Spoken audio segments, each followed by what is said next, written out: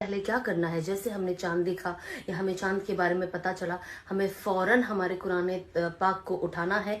26वें पारे में सूरह फतह है, उसे या तो आप एक बार पढ़े या तो पूरा मुकम्मल 3 बार पढ़े और अल्लाह से खूब दुआ मांगे अपनी रोजी के लिए, हलाल रोजी के लिए, वसी रोजी के लिए, ऐसी रोजी के लिए जिसके लिए कयामत के दिन कोई पूछताछ ना हो। तो आप लोग खूब खूब खूब दुआ करें एंड बहुत ध्यान रखें, बिकॉज मगरिब से इशा के बीच में इस अमल को हमें मुकम्मल करना है। बहुत बार होता है कि जैसे ही मगरिब का चांद दिख जाता है या पता चल जाता है, हम सब फौरन अपने फोनों में लग जाते हैं, लोगों को मुबारकबाद देने में लग जाते हैं। और ये एकदम अफजल जो वक्त होता है ये दुआ कबूल करने का, हमारी रोजी के बारे में लिखने का, हम उस मौके को खो देते हैं। फिर इशा के बाद आप बेशक अपने घर वालों को कॉल करें और उन्हें मुबारकबाद दें रमजान के इस मुबारक महीने की, बट कोशिश करें कि आप लोग इस चीज को पढ़े।